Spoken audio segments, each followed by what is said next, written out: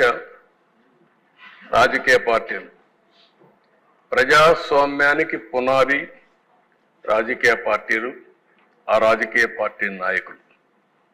చిన్న పార్టీని కూడా ఎప్పుడైనా సరే విమర్శించాలన్నా, దాడి చేయాలన్నా భయపడేవాడు. అలాంటిది దేశ నా జీవితంలో నా మీద ఎవరు కేసులు పెట్టలేదు, కానీ ఈ 5 ఏళ్లలో 17 కేసులు పెట్టారు. నా 17 ఇంకా కూడా ఉన్నాయి, కొన్ని 17 కేసులు పెట్టారు. ఇంకొక పక్క ఒక కేసు అయితే నా మీద తెలంగాణ సమైక్య ఆంధ్రప్రదేశ్ ఉన్నప్పుడు బాబ్లీ విషయంలో మేము పోయినప్పుడు ఒక కేసు పెట్టారు తప్ప, అది కూడా పబ్లిక్ కోసం పోయినప్పుడు ఎక్కడ నాకు చిన్నప్పటి నుంచి కేసులు లేవు. కానీ వీళ్ళు వస్తానే 17 కేసులు పెట్టే పరిస్థితికి వచ్చి, చీటికి మాటికి కేసులు పెట్టే పరిస్థితికి వచ్చారు.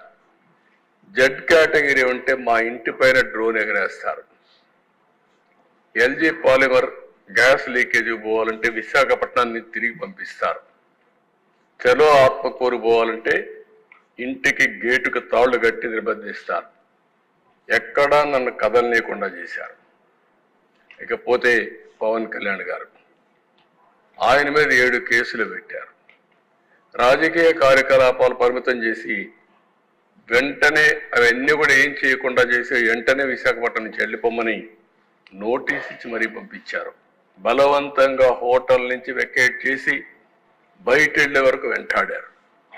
వైసీపీ నేతలు వాళ్ళ యొక్క మాటలు చూసే దేశ ఇది ఒక ఫోటో.